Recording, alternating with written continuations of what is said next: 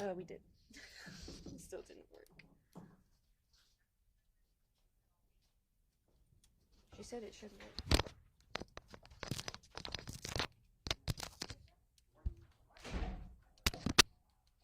I just turned it on. Hold on. I'm setting.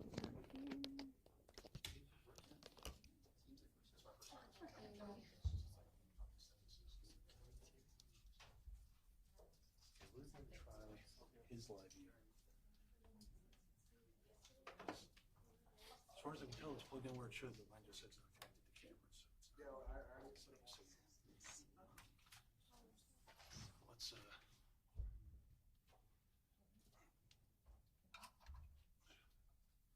I have a longer cord if you need one. here it says try and plug in here and see if it.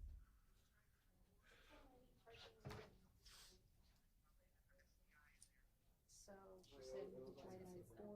He's gonna try different live view altogether.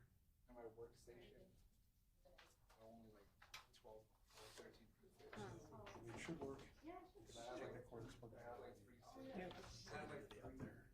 Should be that easy.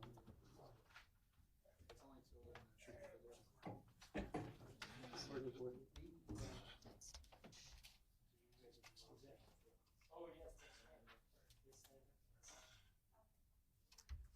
Okay, could I call you back? Okay, bye.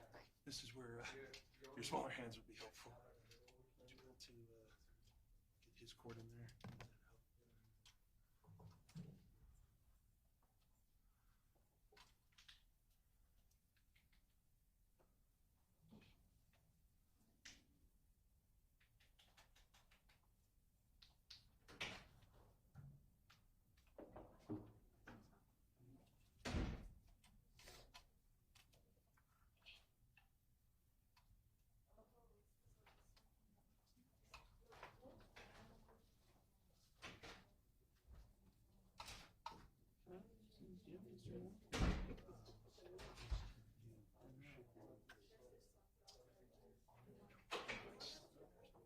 Okay, cool.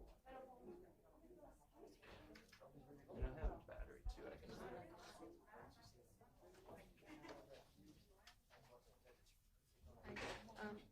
So I need to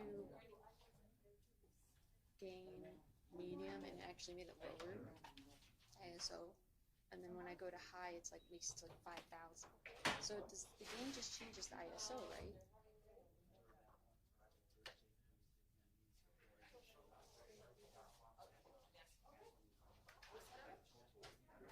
Well, why can't I just change it manually at that point then?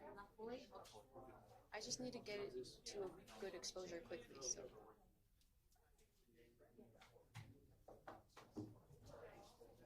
Okay, but it's too dark with 800. Yeah, so it's,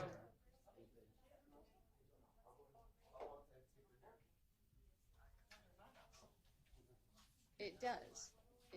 Well, it did. It like it said the ISO was 800, then I went to medium gain, and then it changed the ISO like in the display. So I assume it's actually changing it.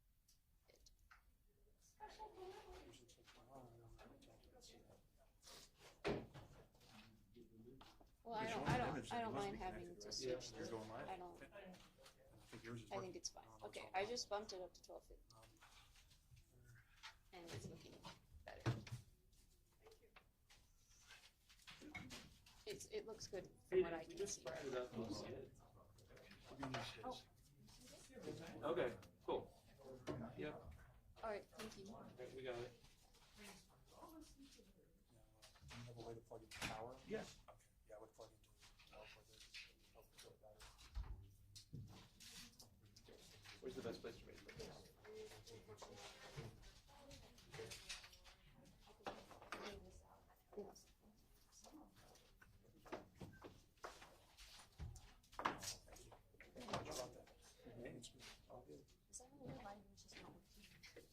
Must be some kind of different setting on this. It's not letting it go through a splitter. It wants to be a direct connection.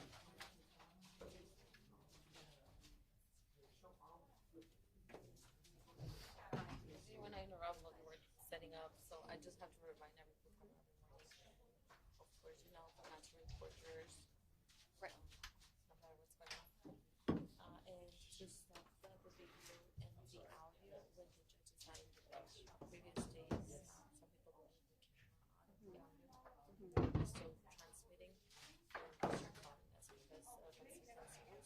Right. I think you don't have to turn it up, but just block the video, the audio while the judges off. Right. Okay. Rise, por favor.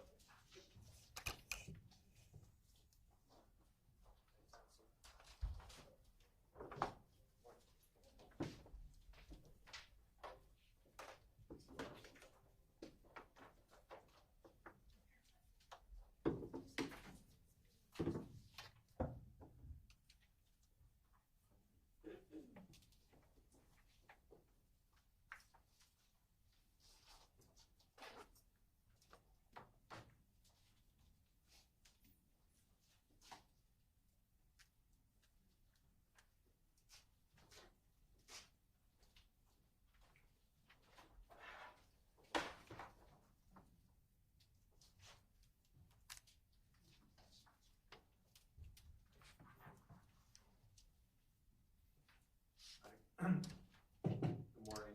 We're on the record. The record will show the presence of all counsel and defendant. It's 8:30, the jury's ready, but I was told that counsel, I think it was defense counsel, wanted to raise a preliminary matter before the jury came in. Is that correct? Yes, Judge. We just wanted to make a quick record. We had some discussions with the state yesterday regarding how to proceed with the witnesses since we're taking them out of order today. And we communicated to the state, and the state avowed to us essentially that they'll be able to lay foundation for the things that the experts they are calling today will rely on. We are also taking a look at Rule 703, which states that the expert may base an opinion off of information that the expert has been made aware of or has personally observed himself. So we don't think that there's going to be a problem with this. We're accepting the state's avowal that they'll be able to lay the foundation, and the state has agreed to stipulate that if for whatever reason in the future the state is not able to lay that foundation, then we reserve our right to object based on foundation. And we're doing that also for the court's efficiency, but also as part of trial strategy, so we don't have to have witnesses come on the stand for 5 minutes, come off the stand, and then get recalled later, as that might be disruptive to the jury. So we just wanted to make a record that that's how we have communicated with the state and proceed today. Thank you. That's correct, Your Honor. We appreciate it. Thanks for working with us on the scheduling to make it more efficient for today. So we appreciate that. All right, and let me just make sure I'm clear. First of all, I'm grateful that you're speaking to each other professionally like this and trying to resolve issues to make everything proceed more efficiently and expeditiously. But does that mean that there's a stipulation to the foundation? It doesn't mean that they don't have to call these witnesses, right? It just means that they're not going to. Correct. It does not mean, let's say this. We're deferring our objection on foundation until such time as, I suppose, they fail to lay it later with the proper witnesses. So, okay, so for right now, the agreement is that the state doesn't need to call these 5-minute foundational witnesses to lay the foundation for the expert testimony that's anticipated today, but they will in the future at some point. And then if they're not able to, then that remedy that the other cell phone. Yes. Is that right? That's correct, Your Honor. So our experts are going to be talking about photos, about scenes, and that we don't lay the foundation for, but we will later subsequent to the testimony. So All right, and does that mean, I assume this witness has some demonstrative exhibits? I'm sorry. Does this witness have any exhibits that he's going to introduce? But he's got his report. Yes, we can refer to his report, and then maybe introduce or not introduce. We don't see how the testimony goes. And there's one other small little issue. There was a preclusion of other ammo in this case, but the witness, the expert, used other ammo recovered at the scene to test fire the gun, which is similar to the ammo in the case. And so we just want the court to be aware he's referring to other ammo used, and that's the other ammo. So thank you. Appreciate you bringing that up. All right. Great. That's really good news. Appreciate it. Very well. There's nothing further than we can bring in the jury. We have the witness here. Yes. Witness is in the back, Your Honor, or outside. We can bring the witness in.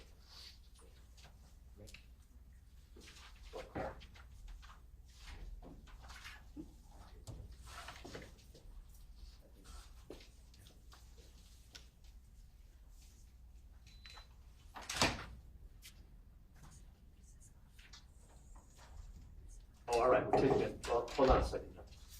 so we're taking this witness now. And what about, you were still cross-examining? Yes, we were cross-examining Castaneda, and we're gonna come back to him. Perfect, okay. All right, thank you. Sir, just wait right there. Sorry, I thought you were somebody. And we'll get the jury in, and we'll bring you forward and have you sworn. But he can wait right there, you're fine. And you could explain a little bit of this to the jury, I assume, Judge. What do you want me to That do? we're out of order. Yes, Okay, thank all you. right, okay, thank you. Thanks for bringing that up. All right, we'll just wait for the jury to come in, and then we'll bring you forward and have you sworn. Is your child in fifth grade and learning to write about money?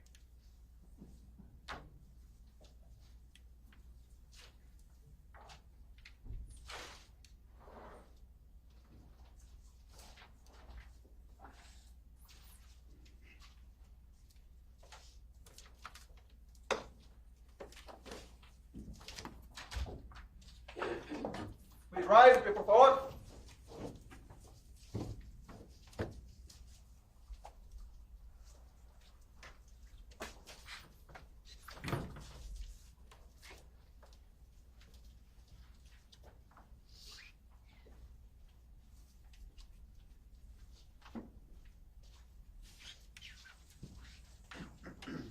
Everyone please be seated. The record will show the presence of all jurors, counsel, and the defendant.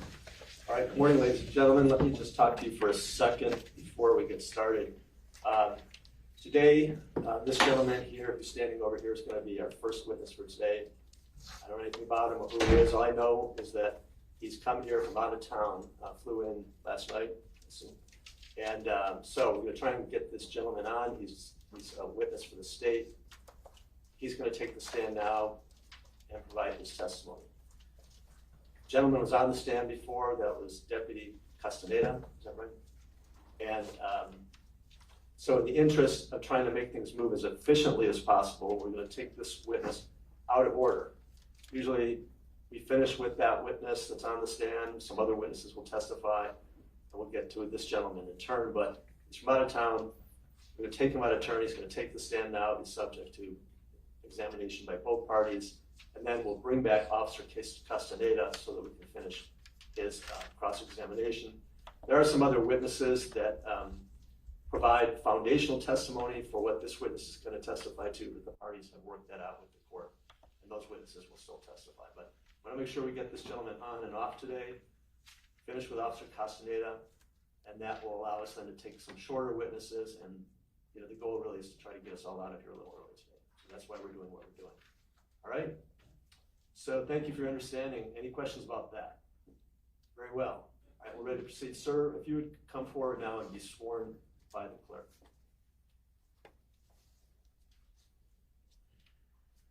Do you solemnly swear that the testimony you're about to give in the matter before the court will be the truth, the whole truth, and nothing but the truth? So help you God.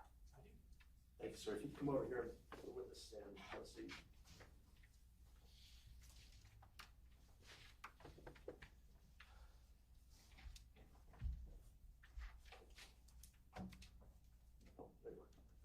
Good morning. Good morning. Rick, Mr. Wyan, can you state your name for the record and spell your last name? Yes, my name is Richard T. Wyant, W-Y-A-N-T. I go by Rick. May I call you Rick? You can. Rick, where are you from? I'm from Seattle, Washington. You flew in last night? I did. Let's talk about who you are. So walk the jury through a little bit about who you are, where your education is. Sure. I'm a forensic scientist in the area of firearm and tool mark examination and shooting incident reconstruction. I obtained my bachelor's degree in 1993 from Colorado State University and my master's in 1994 from Colorado State University in forensic anatomy. My bachelor's was in microbiology, and in 1995 I was hired by the Texas Department of Public Safety, the Texas Ranger Crime Lab, to be trained as a criminalist in the area of firearm and tool mark examination. During those 3 years I was there, I was trained to do casework and also crime scene investigation. In 1998, I was hired by the Washington State Patrol Crime Laboratory in the Seattle area, and I've been there ever since. In 2008, I was promoted to supervisor, and in 2015, I started my own consulting firm doing the same type of work, shooting incident reconstruction, ballistic comparisons, less lethal weapon examinations, and that's the role that I am in today. How many years have you been doing this kind of work as a forensic scientist? I hate to say it out loud, but it's 28 years I'm doing this type of work, and I'm also a member of several associations, published some papers, and presented at professional organizations. Let's walk through some of those. You've worked at accredited state labs, correct? I still do. You still do. What's an accredited state lab? What does that mean? Well, accreditation is a governing body that oversees crime laboratories to ensure they're following proper protocols and procedures that are commonly used for forensic work.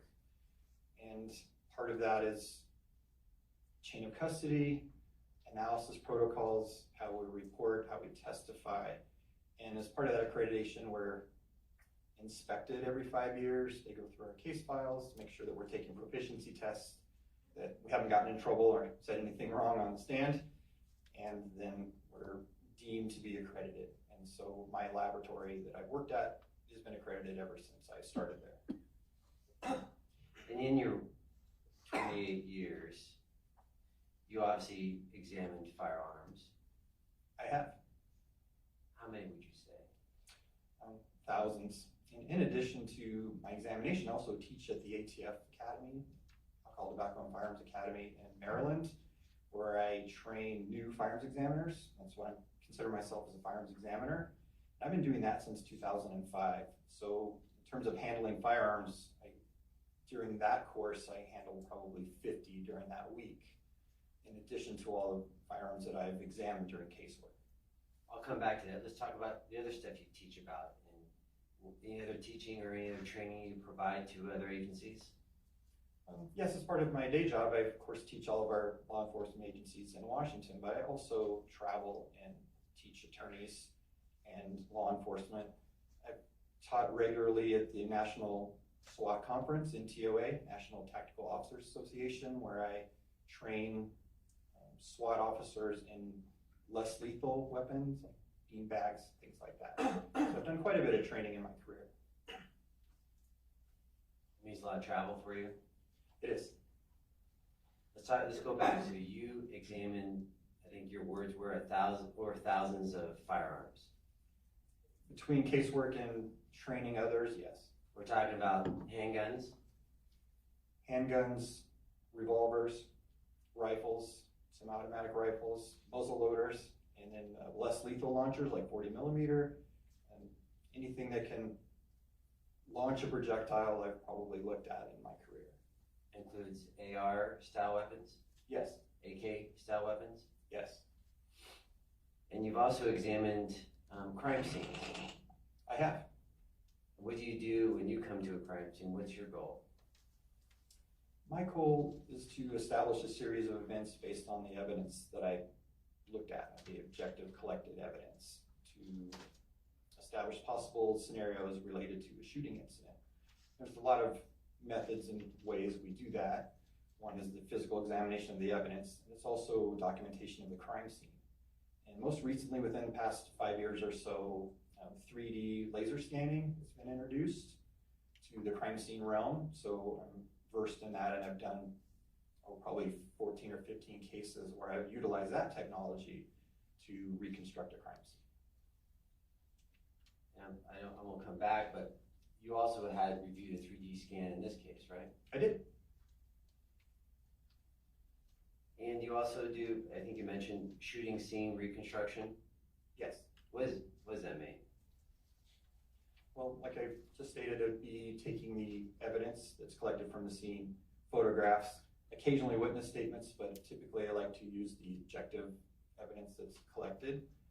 And so, for example, say I have a vehicle that has bullet holes in it. You can place trajectory rods into those holes, map out a possible bullet path, and then you can scan that car with a 3D laser scanner and then be able to determine possibly the origin of the shooter relative to the victim at the time that the shots occurred. So you're Shooting scene reconstruction, did you apply that skill set in this case? Yes. And how many shooting scene reconstructions do you think you've done in your 28 years? Well, every case that I analyze has an aspect of shooting reconstruction. So say I just get a bullet submitted to me and a firearm, but that bullet might have some defects or some characteristics on it that might lead to tell me where it came from or what it struck first. So that's technically considered a reconstruction, but the full reconstruction where I'm taking all the scene evidence, and I've probably done a couple of dozen for my career, not including what I did in Texas. And you also work for, I mean, you taught and trained for manufacturers of weapons, right? Yes. Like, give us some examples. Well, most of the training I do for manufacturers would be for less lethal applications, meaning a projectile that is intended to hurt you and not kill you. And I've helped develop a couple of those types of projectiles. You also teach yearly at the ATF Firearms Academy? I do. And ATF stands for? Alcohol, Tobacco, and Firearms. It's the federal regulatory agency for firearms.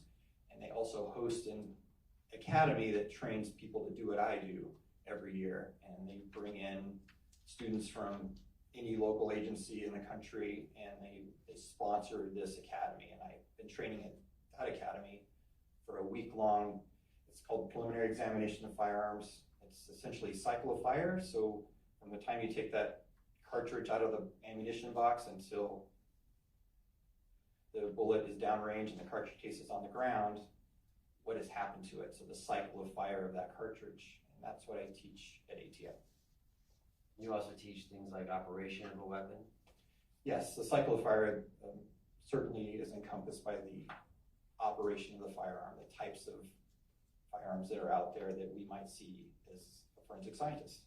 You also talk about the capabilities of specific firearms. What I mean by capabilities, distance, how lethal they are, and so forth, right?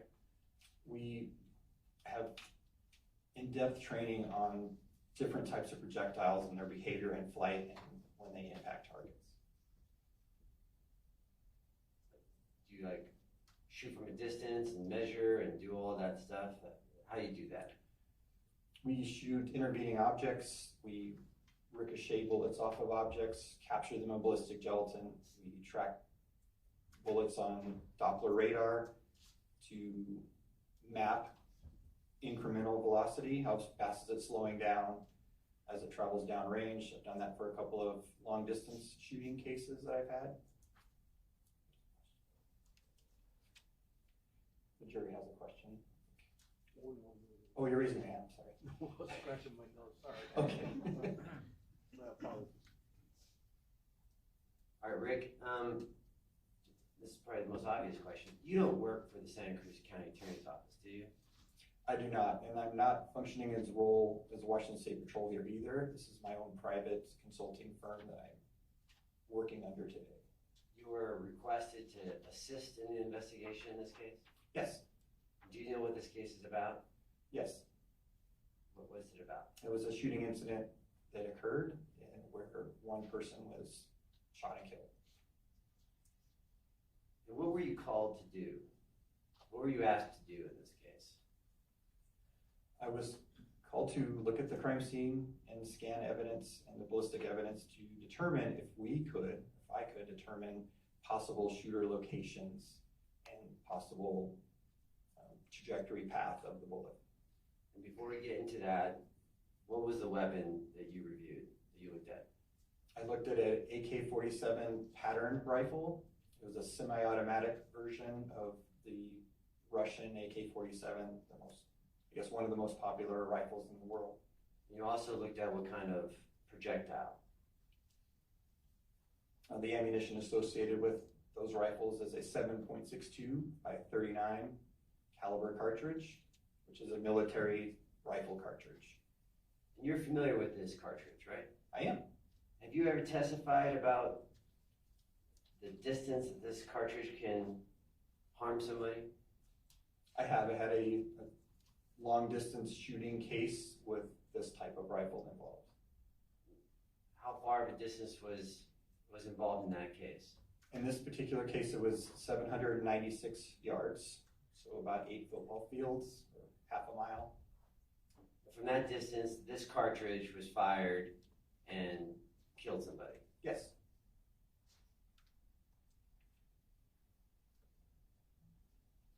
I'm gonna ask you, I'm gonna do a little, I'm gonna ask you to put some gloves on. Your Honor, can I have Ayenza, help out? Can you grab the gun for us? And can you get? That's what, Your Honor?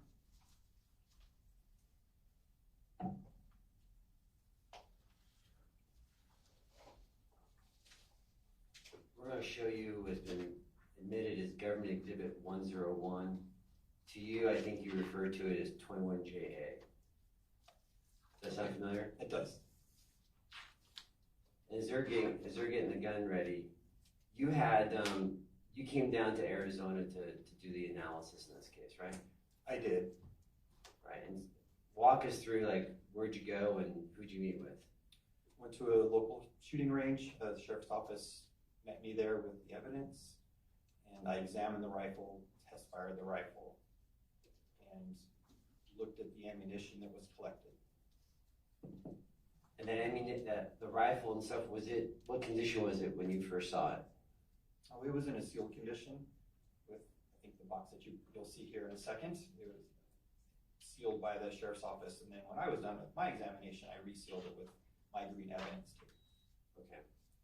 And as detective is he performing the same task as you saw him do when you came down to Arizona?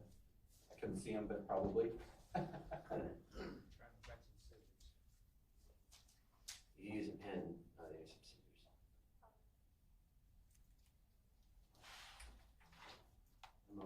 Permission to approach the witness, Your Honor?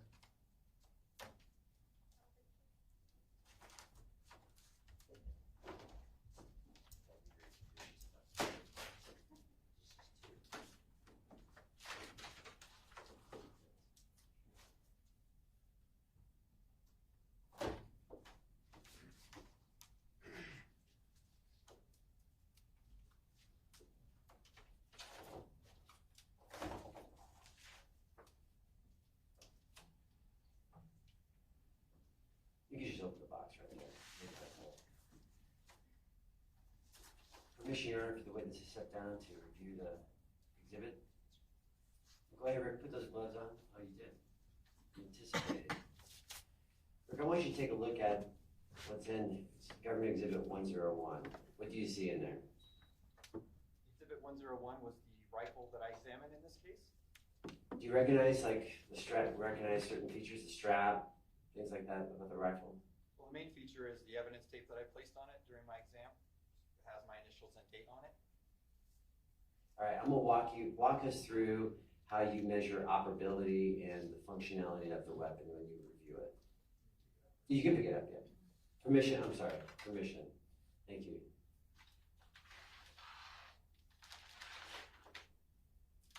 So in my right hand is the AK pattern rifle that I mentioned, State 101.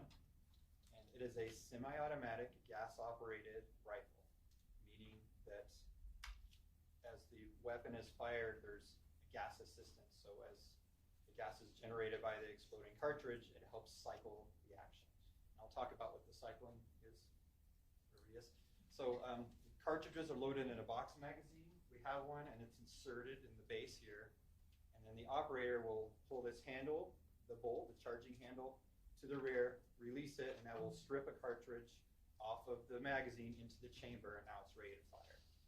When the trigger is pulled, the safety is off, the cartridge will go down, the bullet will go down the barrel, the cartridge case will... Object to narrative, and I don't believe it's responsive to the question. You're asking to explain to... So as the trigger is pulled, the primer is struck, which I'll talk about, but it's the component of the cartridge that ignites the powder. And as the powder burns, it generates gas. That gas expands, creating pressure, and that pressure is what pushes the bullet out the barrel to the target. And then also some of that gas helps cycle the action, meaning There's a tube that pushes the bolt to the rear, which helps extract and eject that fired cartridge case. The bolt comes forward again, stripping a new cartridge off of the magazine into the chamber, and that process will happen as fast as you can pull the trigger. This is a semi-automatic, meaning for each trigger pull, one shot is fired. So if you held the trigger down on this particular rifle, it would just fire one time. It is not a machine gun, but it is based off a machine gun design.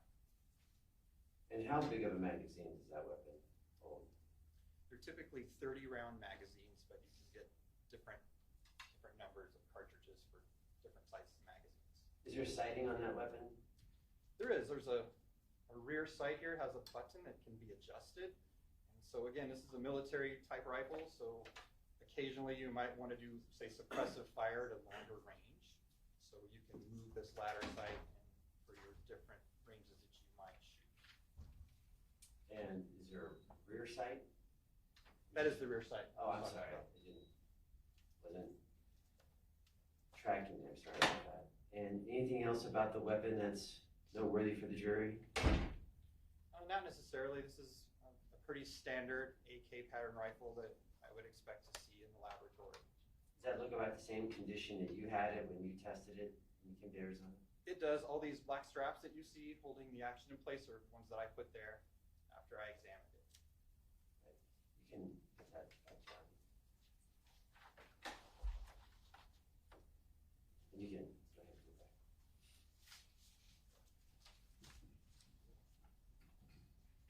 Do you recall when you came to Arizona to test that gun? I do recall, yes. When was it? Oh, it was 7/7 of 23. So that's July 7th of last year? Yes.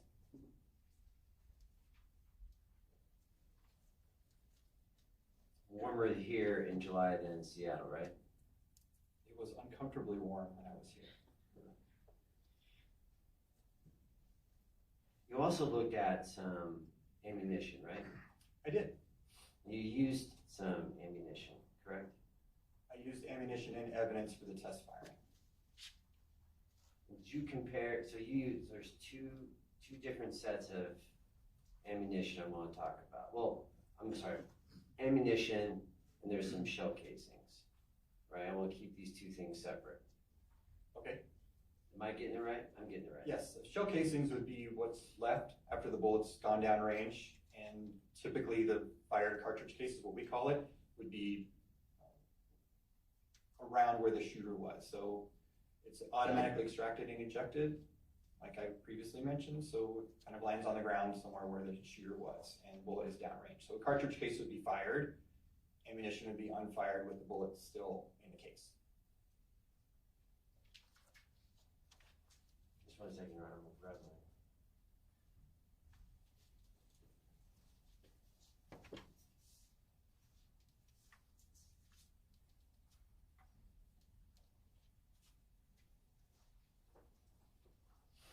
Do you recall the manufacturer of the ammunition that you reviewed, that you used?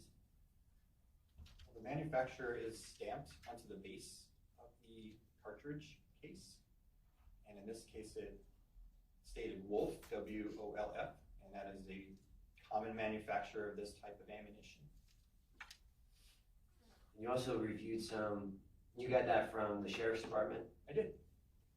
Do you remember what item number it was? I'd have to check my report. Go ahead and refresh your recollection, look at your report.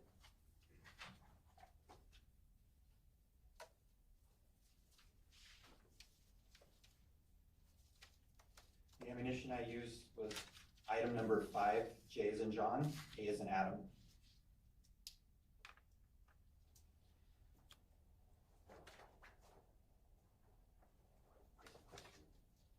Someone just showed me. Actually, I'm gonna have you don't still have your gloves on, do you? I don't do it.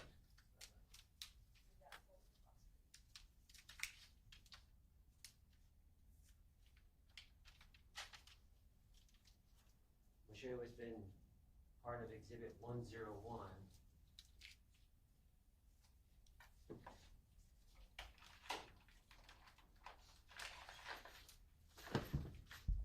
We'll show you the envelope for 101.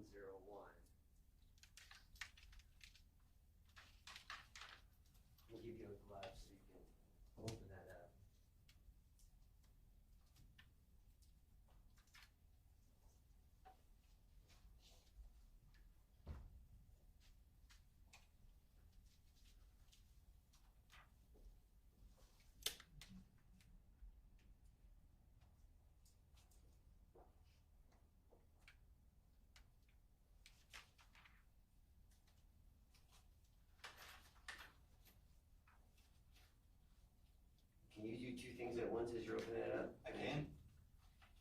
Those show, you're gonna be opening up an envelope there, it's gonna have some items in there. Those items, did you put any items in the box when you finished your analysis and testing?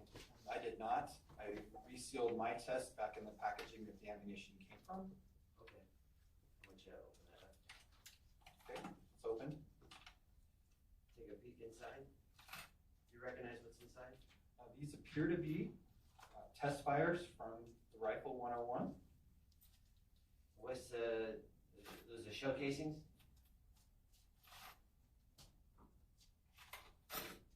Yes, just fired cartridge cases. All right, and approximately how many are in there? I'll have to count them. Can we count them? Sure, you can count them. More than two.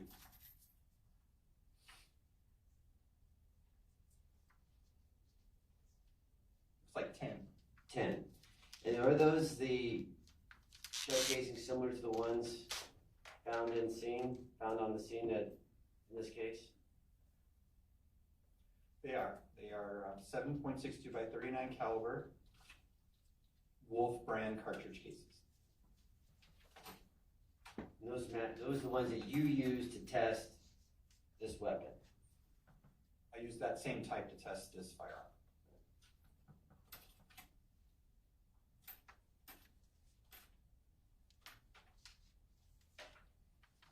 I see the benefit of using a bigger table here.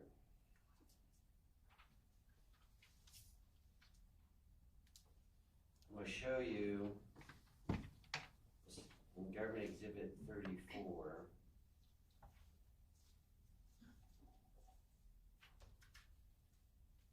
I'll show you image 4434. Just for, well, it's going to be. You see that image? When you zoom in? I can't see it. What does that look like? What image does that look like? Well, just based on my training experience and knowing what this is, it is likely a 7.62 by 39 caliber cartridge case. I'll show you image 4435.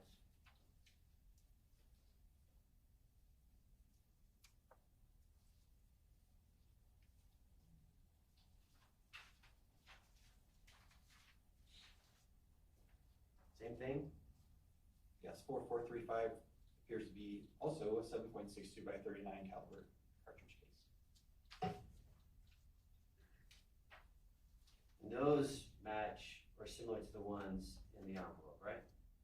Yes, appear to be same caliber, cartridge type, and make of the casing itself.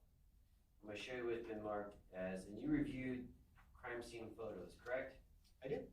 I'm going to show you what's been marked as same exhibit 34, but image 4438. Recognize that? I do. Maybe publish for the jury. On agreement with counsel. And just, it's subject to the stipulation that we talked about earlier today. Want me to talk to the jury any more about that, or do you want just to? I think that'd be helpful. To just explain to the jury. Oh, all right, so this is what I was talking to you about before, taking witness out of order. Now, remember also, we talked about any exhibit that comes in evidence that the court admits, there has to be what we call foundation. So witnesses got to come in and testify to establish that whatever the item is relevant to this case. So, for example, I'm just making this up, okay? This is not in this case. If there's a bullet found or a casing found, this witness is about to testify to his opinion about some of that. Someone's got to come in. Someone's got to come in and say, that was a bullet or casing or whatever that was found at the scene of this alleged crime. Not just some random bullet or casing that they found. So that's foundational. That's an example of foundation. Someone's got to come in and testify. Whatever this gentleman's going to testify to is something that relates to this case, like the casing that was found at the scene. So in order to get this gentleman on and make sure we finish his testimony so he can get on his way this afternoon or today, there's an agreement, we call it stipulation. We had a preliminary instruction about that. A stipulation is nothing more than agreement between the parties, state and defense, that this witness can be taken out of order and that this, what's now going to be portrayed to you, there has been no foundation yet established to it as to what it is and where it was taken. But the defense has agreed with the state that we can take this gentleman out of order, but there will be required to be a witness who will come in at a later time to establish that foundation, which is usually established before the witness testifies. Okay? Good enough? Yes. Any questions about that? Thank you. All right. You can go forward. It can be published. This is Exhibit 34, page 44, 38. Is that correct? All right. What are we seeing here, Rick? What you're seeing in this photograph is the documentation of the fire cartridge cases that were ultimately collected as evidence. I'm gonna go back to, believe it or not, that was the very first one I wanted to show. I'm gonna go back to images 4434 and 4435. That's the image we just saw together, right? Yes, Right, and you still have the envelope in front of you, right? I do. So got your gloves on? I do. All right. Can you hold up one of the shell casings in that envelope? Do like a little thing like that for everyone. And Your Honor, can you just stand up a little bit so you can walk the perimeter there? Sure.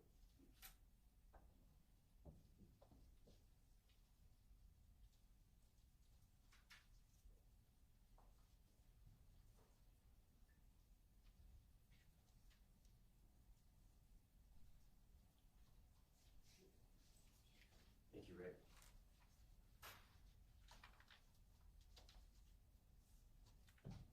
And that shell casing is similar to the one in 4434. It is. Just so, because I talked about this one too. I showed you 4435. That one too, right? Yes.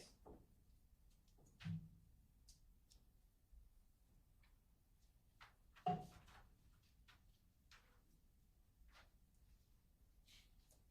finally,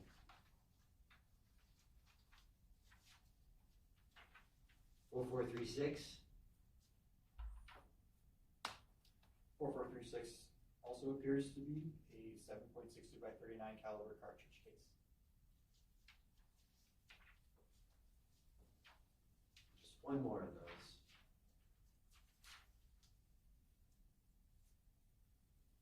I'm going to zoom in.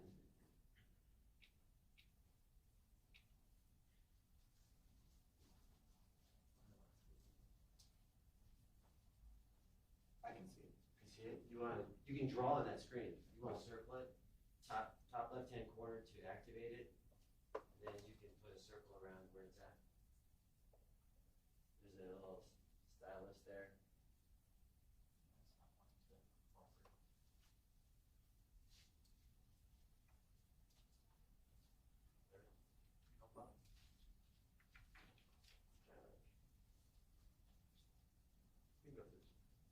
Can I just point it to you, Rick? Sure.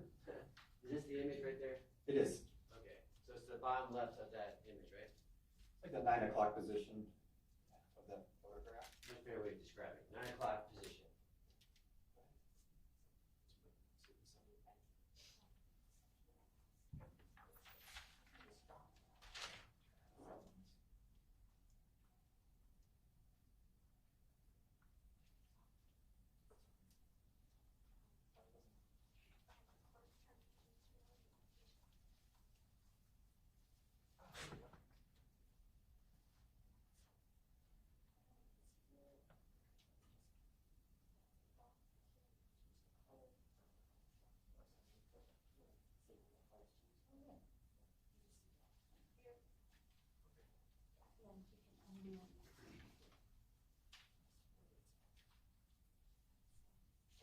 There we go. I think we got it. Thank you. All that teaching now, I'm just going to take it away from you. Yeah. approximately how many shell casings there were found on scene? I believe there are ultimately 9. Just so I can show the 4439 again. Those shell cases we just saw in those images, they're from this scene, right? Yes.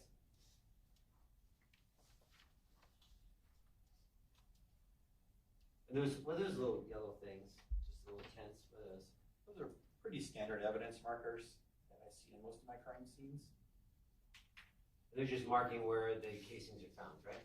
Yes, and there's photographic scales on them for taking photographs with measurements in them.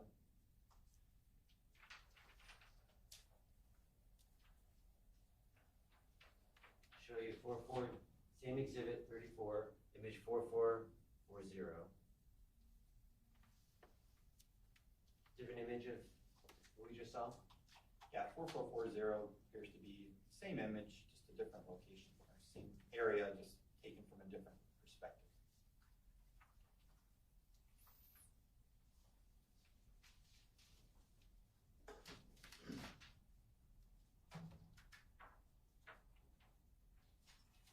We're going to do a close-up, a real close-up here. What you see on, this is exhibit 34, image 4442. What do you see on there? 4442 appears to be another photograph of a fired 7.62 by 39mm cartridge case. And just so we have point of reference, you see the number 1 on there? I do. You see the number 1 on the screen? I do. Okay.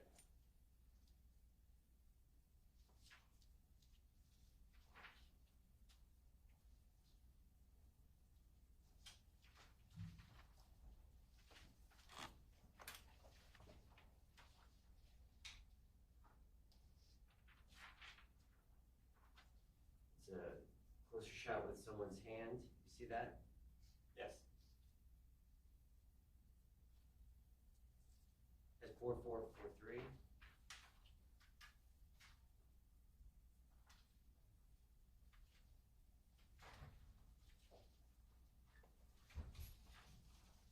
I'm just going to just do one more for illustrative. Image 4444. You see that image? I do. 4444 is another fired cartridge case. With the marking number 2 next to it? Yes.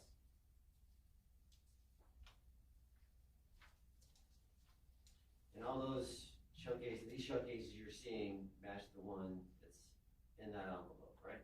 Appear to be the same type and caliber.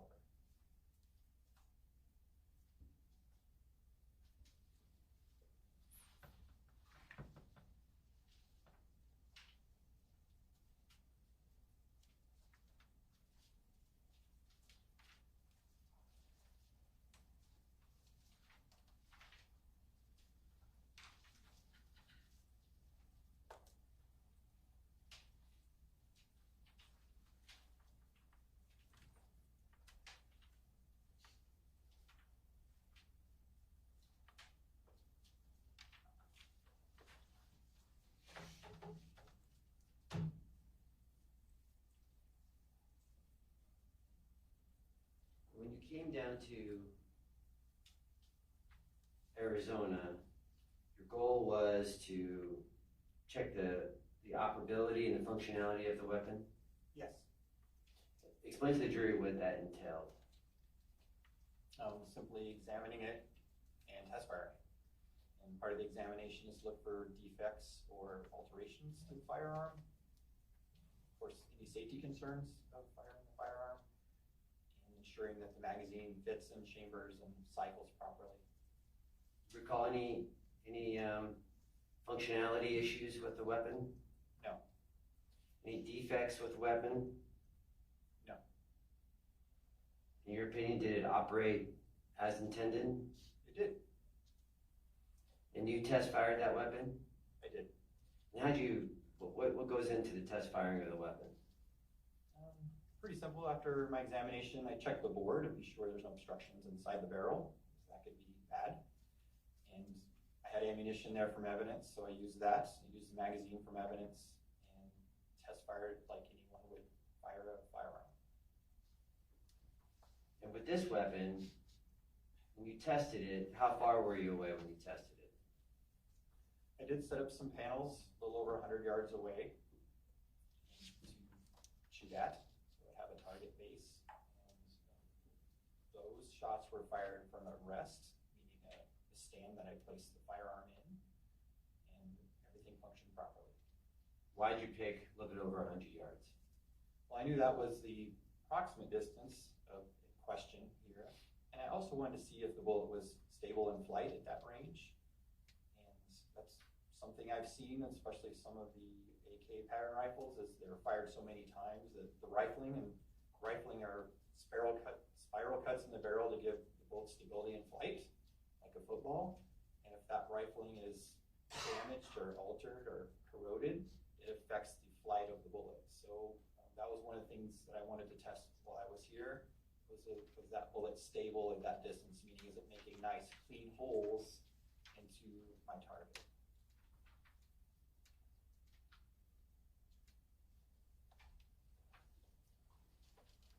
I'm just going to show you, it's going to be marked as government exhibits 74 and 103 to 110. And I want you to do you have scissors still up there? I do. You have your glove on still? Yeah, learning. Thanks, Rick. I am learning. Permission to approach her?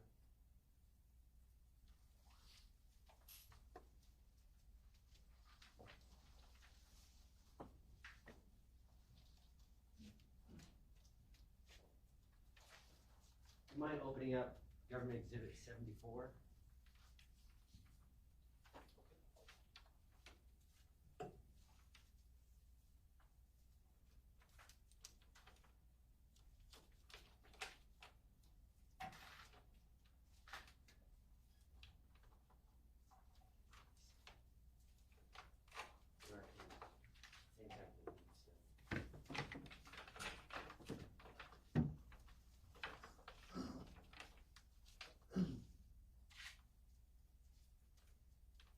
Inside 74 is another envelope. You want me to open that one? I do.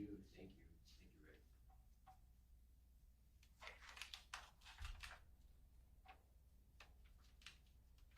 74 was marked item 1, J as in John, A as in Adam. And inside that second envelope is a fired cartridge case. Can you put it up? Appears to be, well, it is 7.62 by 39 millimeter fired cartridge case with the wolf head stand. I know you can't talk about, but does that look like a similar image of one of the rounds or spent shell casings in the images we saw? It appears to be the same caliber and type. Okay, I'm not going to ask you to do all of these, but open up exhibit 10. There's a bigger envelope that says 103 to 106. Just open that package up, and I just want you to just look at it. Just give me one of those in there, and we'll do the same thing with just one of those in there. Oh, does that make sense? Does that make sense? I said, okay, yes. Oh, Got you. So State's Exhibit 103 to 106 was my item numbers for the purposes of my report.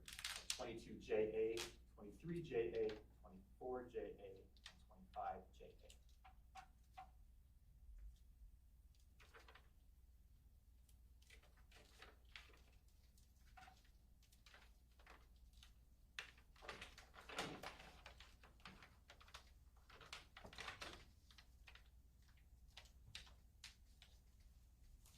Don't take them off. Sorry. Which one are you going to show me? So the envelope I pulled out was 105.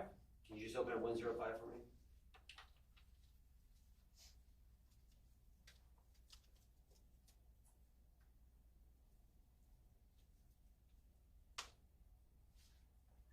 Oh, I'm sorry. Is it open? Yes. Take it out and show it to the jury for me. And what does that look like? This is another 7.62 by 39 fired cartridge case with wolf head stand. And I know you can't testify to this because you weren't there, but does that look like one of the same rounds that was in the images I showed you? Appears to be the same caliber and cartridge type. Very man proves to collect. Can you put 105 back in that bigger envelope? Permission to check that, seal back up.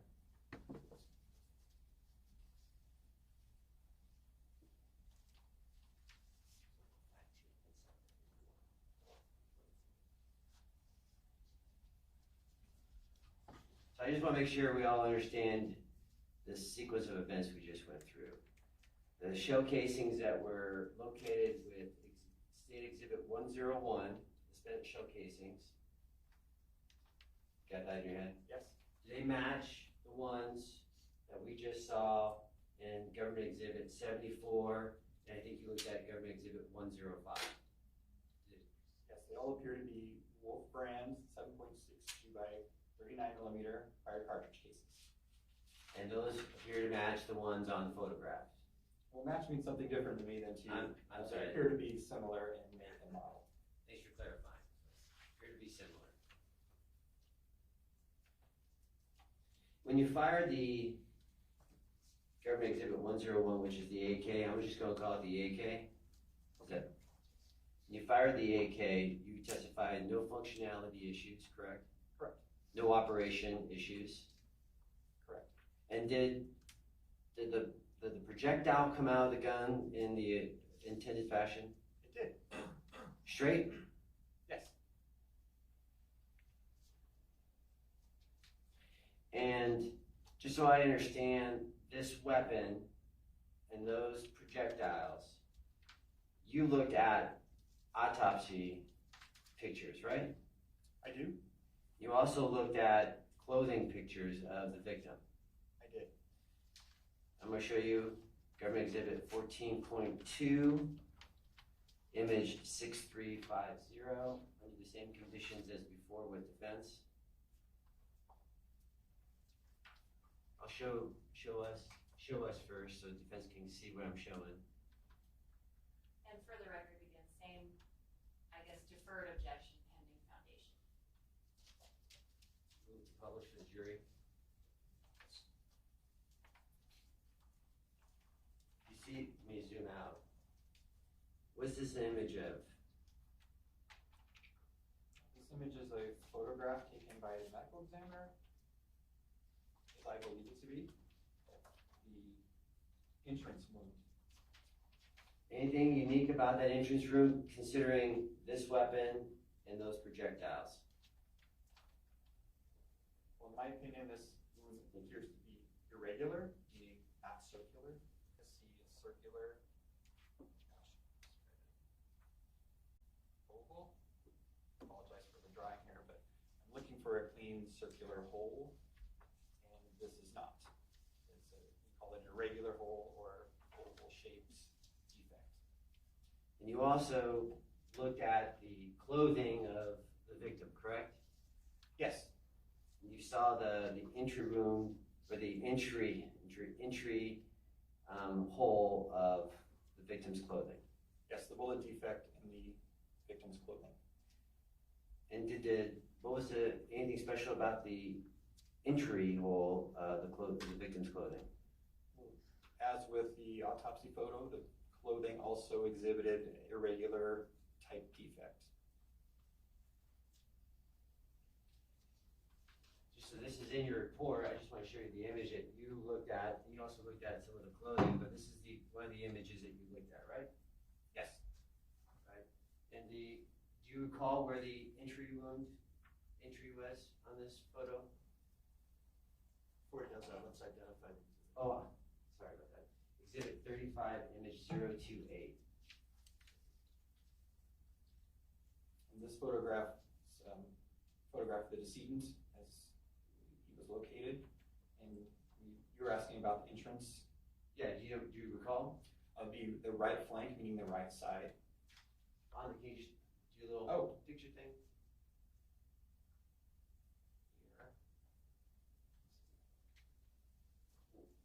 Where all the staining is at, right? Yes, where blood deposition is.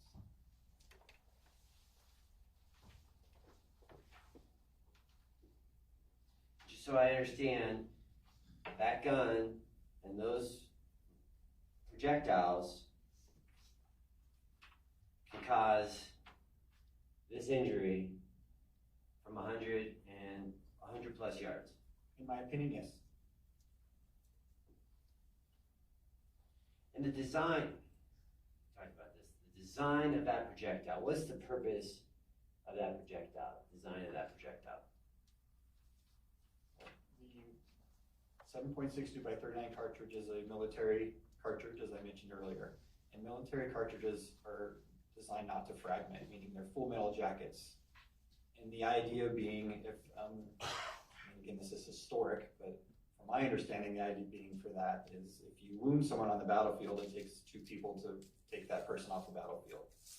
And so the idea is you want the bullet to perforate, meaning go all the way through the target, and that's what these cartridges are designed to do. Whereas your law enforcement type of bullets are designed to enter and not exit, meaning expand and deposit all their energy into the target. So there's lots of classes, but there's 2 major classes of bullets that I see: full metal jackets, or ball ammo like we're seeing here, and then jacketed hollow points or soft points, which are designed to fragment in the body. And from a little bit over 100 yards away, using the AK and those rounds, what would you expect to happen with this projectile hitting a body? Unless it hit a major structure like the spine, I would expect it to enter and exit, meaning perforate the body.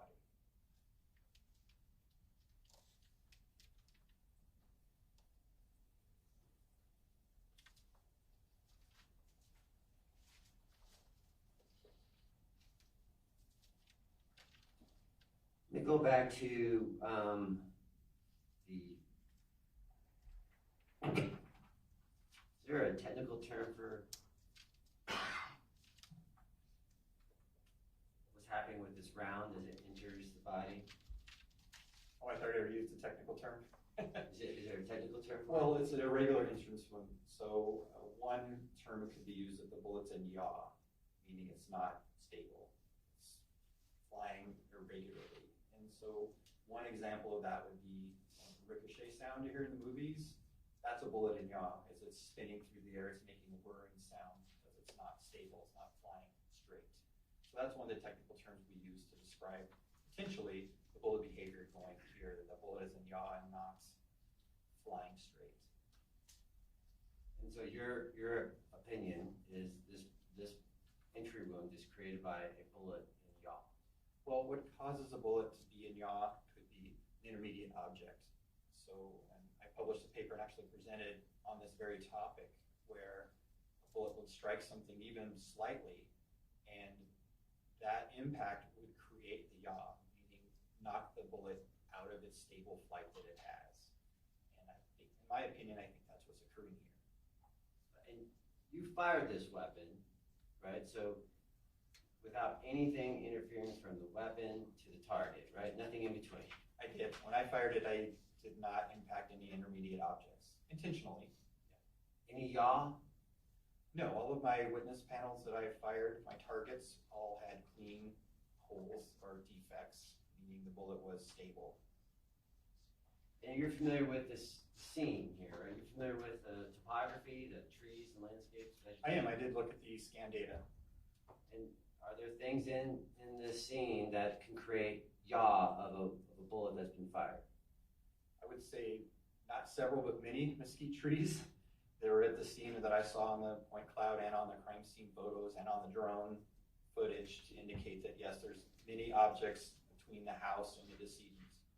And so explain to the jury, if a bullet fired from this weapon, that round, from that distance, if it hits a trunk, it's going to stop the bullet, right? If it hits a trunk? Tree trunk or car trunk? Oh, good question. Tree trunk.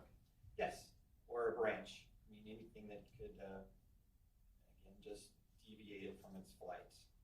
And this bullet, with the velocity it has, it can go through a branch, it can go through, obviously, twigs or things like that, right? Yes. But any of those things can cause a yaw. Yes, And it would still continue on its flight path, right? generally, it depends on how destabilizable it is, how much it will deviate from the flight path.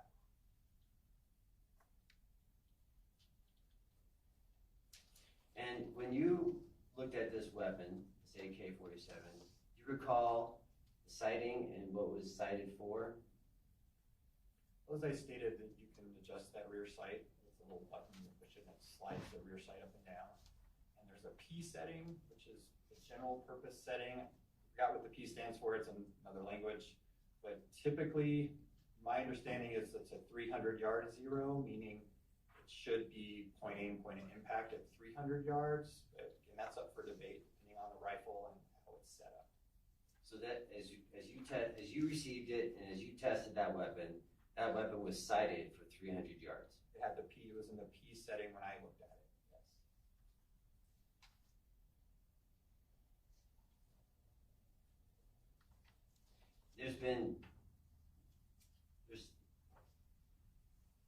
By me, I had a question. Could this injury, go back, I don't know why I do that. This injury, could it be what we call bullet fall? You know what bullet, am I using a layman's way of explaining that? This is something I explored in my 800-yard case, and in my opinion, no, this could not be bullet fall. What's bullet fall, so we can explain? So there's an angle for which you can fire a rifle or a pistol that would be the maximum range, meaning gravity versus velocity of the bullet. And so most firearms, it's about 33, 35 degrees. So if you hold it 35 degrees, it's going to go its maximum distance that it can. If you go beyond 30 degrees, it's going to run out of velocity and then it's going to start falling. And it's going to lose its velocity. So I did extensive testing on that. And there's published papers on this too when I had my 800-yard case. And so a falling bullet only is about 180 feet per second, about enough to, I mean, if you shot it straight in the air and it came down, it's about enough to give you a knot on your head or a bruise on your shoulder. It typically won't, if it penetrates, it'll be very superficial because it's just the velocity that it has is just from gravity as it's falling. And so anything beyond 30, 40, 50 degrees, it's going to be a falling bullet and not velocity from the shot itself. Hope that makes sense. Yeah, so when you look at that wound, is this, I just want to make sure I understand. You look at that wound, look at this weapon, and look at the shell casings and the rounds projectile used. Is this a result of a bullet fall, or is this a result of a weapon, the projectile being still on its trajectory at full velocity? It's my opinion that this was a direct fire shot and not a falling bullet. You also gave an opinion about whether or not this was a possible handgun or a close range shot. Do you recall that? Yes. Walk the jury through what your opinion is about whether or not this is a close range shot or a long shot. Well, there would be two things we're looking for a close range shot.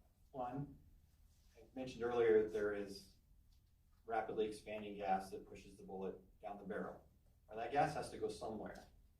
So it usually follows and sometimes precedes the bullet as it comes out of the barrel. So that gas has a residue that can be chemically tested. There's also unfired gunpowder that's contained within that gas cloud. And if you're close enough, that will deposit itself on the target, the clothing, the wound, etc. And so we can test for that. Secondly, we have an irregular wound and we know that this firearm fires straight bullets. So something would have had to come in between the shooter and the victim to destabilize that bullet in the path that it would take. So those would be the two things that we would look for a close range shot.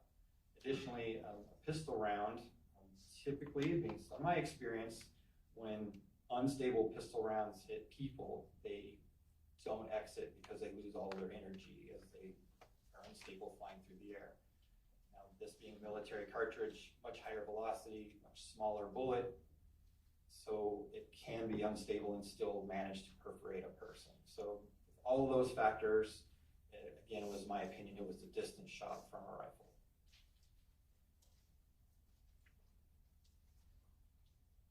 You had that one case earlier, 800 yards away, approximately. Yes.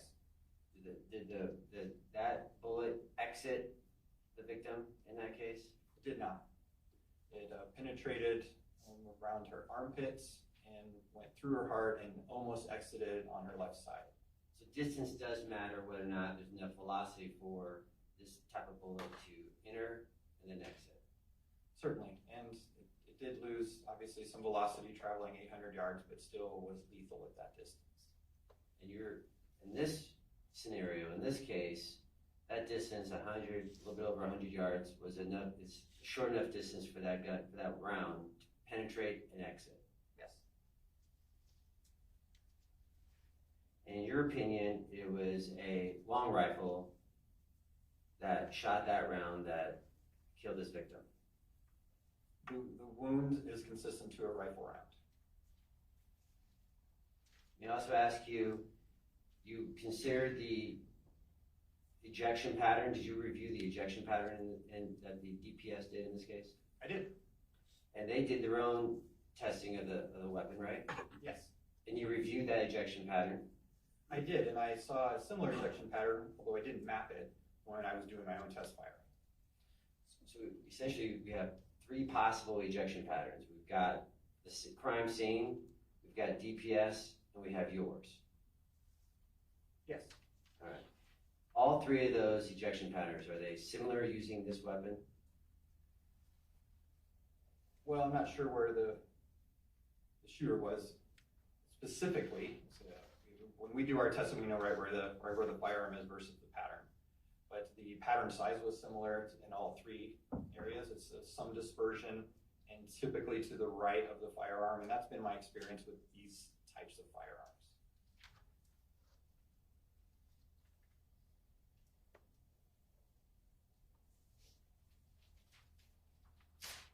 Just 1 second, Ron, I need to grab a photo.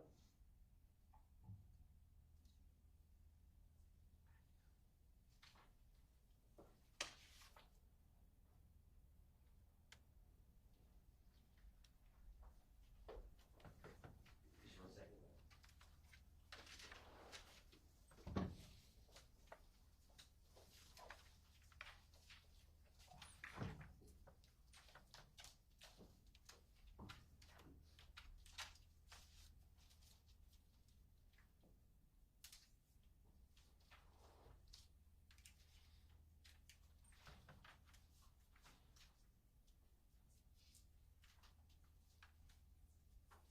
I'm gonna try to do this with this photo. I think we've got a decent photo here.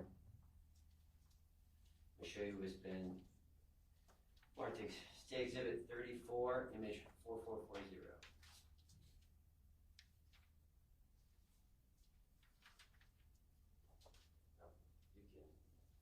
You see that, Rick?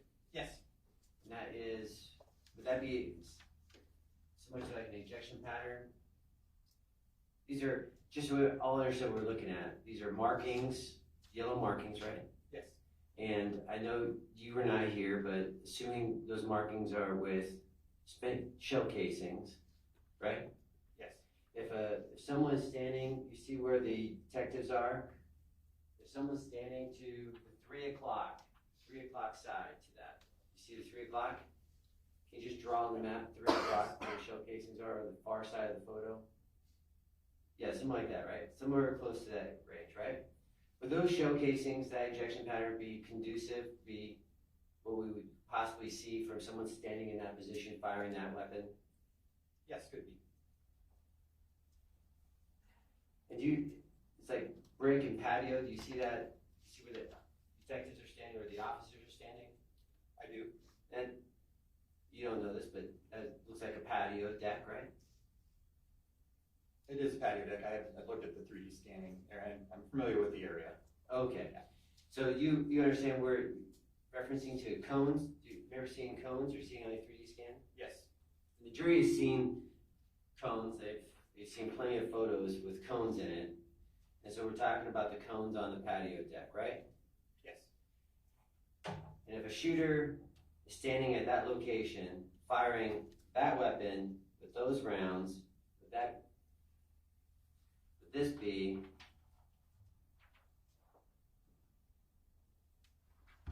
an ejection pattern that you could see, that could result? It is consistent.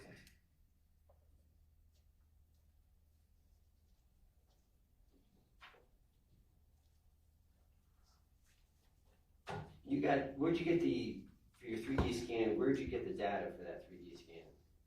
Arizona DPS did the scanning, and the process for that is essentially a magic box on a stick, on a tripod, and you put it out. I think he's answered the question. He did. What was it? Did you also get like a scan plan? Did they give you a scan plan for that or no? I did the scan plan and provided it to them. No, they did with DPS when they provide you the raw data? Yes. They provide you any documentation to go with it? All I wanted was the raw data so I could register it myself. And you prepared the output for the 3D scan? Yes. What was the distance from for your 3D scan? What was the distance from the patio, from the cone, to where the victim's body was found? It was consistent with the measurement that the drone had already measured. So I just confirmed that measurement. Would 350 feet sound familiar? Yes.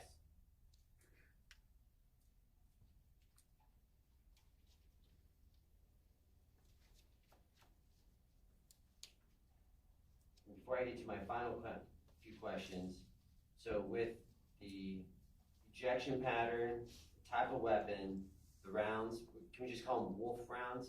Can I just say wolf? Sure. Wolf rounds. The wound and the clothing, what's your opinion about where the shooter was in this case? Well, all the evidence I looked at is consistent with the shooter standing on that porch, or that, based on the physical evidence that I looked at that I'm aware of, the shot could have come from the porch. Just 1 second, Your Honor.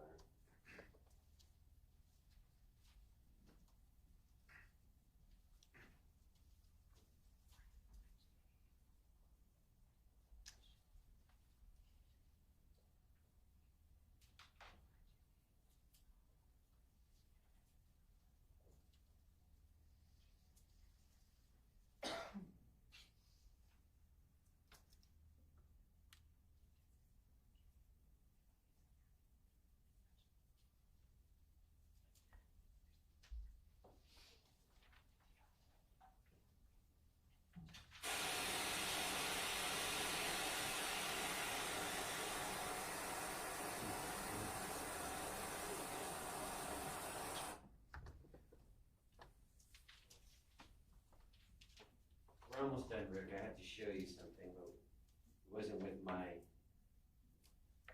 He's a witness? Yeah.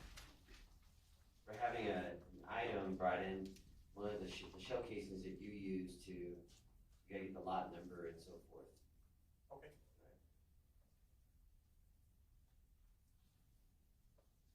Right. As you're getting at, Rick, so the round that entered the victim's body and exited, do you know what happened to it? To my knowledge, it was not recovered. May we have a quick pitch conference?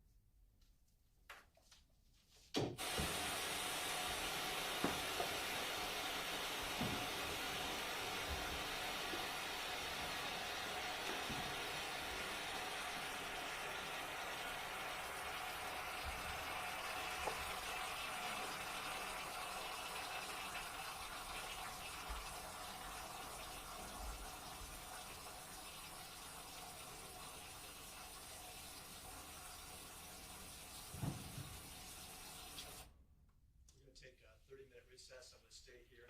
It's about when we take our mid-morning recess. We'll take a 30-minute recess. I'll stay here for lawyers.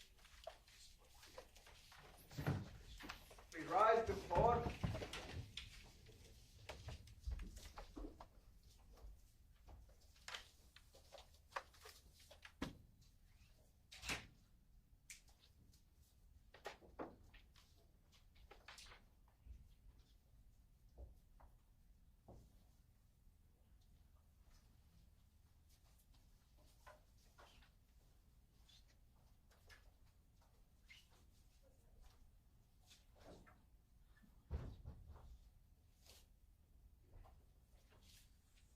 Jury's absent, everyone have a seat.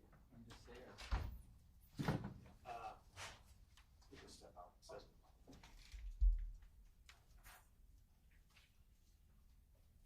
All right, tell me what you want to discuss. Your Honor, I know the court ordered no projection of the jurors, and I just had some folks advise me that they're watching the live feed and that there are jurors that are being projected on the live feed. People from your office. Um, Who's the My source? investigator advised me that he received the information. I can have him come in and tell you where he received the information if you'd like.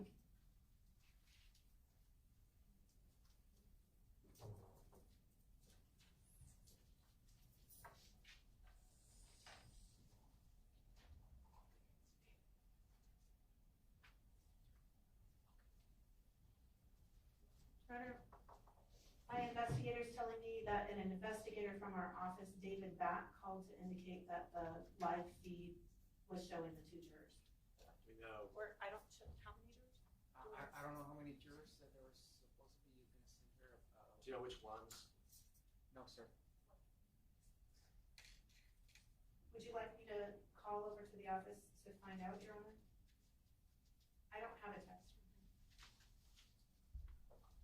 Can I get my phone and I'll show you the text what time it came in? I can call the David Batt if you'd like, Your Honor. I didn't get any additional information. I just thought the court might have to find that concern.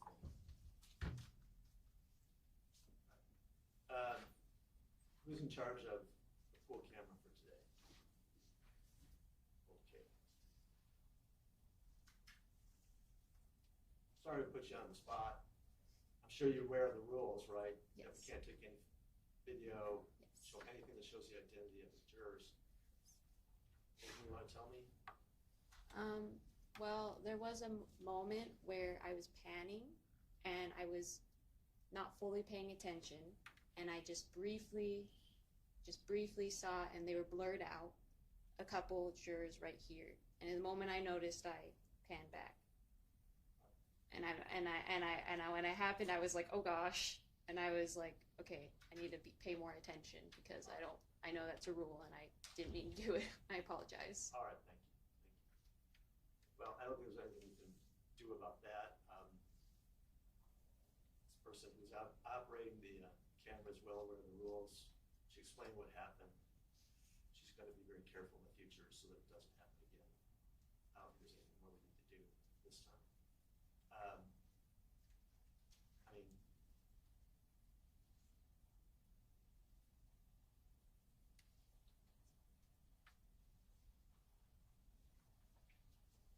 does anyone want me to inform the two jurors that their identity might have been shown? I mean, anyone can come into the courthouse and courtroom and see the jurors, but now there's an image of them that is accessible.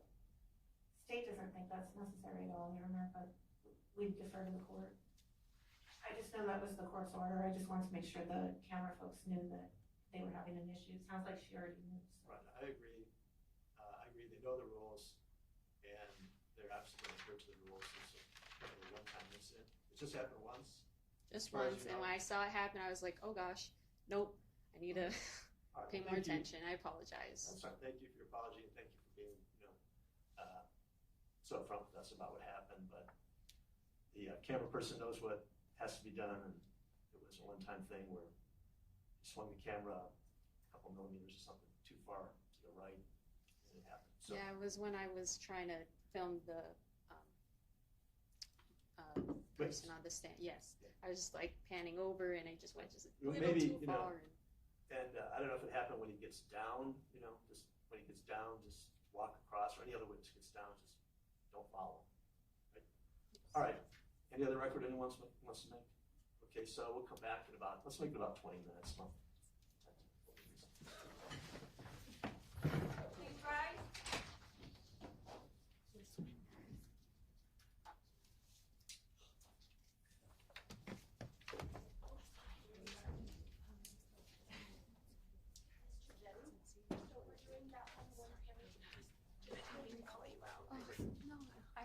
I messed up. I don't know what happened. Happened another day too, and I'm sure that wasn't me. So This is my first day, actually. I've actually never filmed one of these before, so I'm like learning. I just knew it was a court order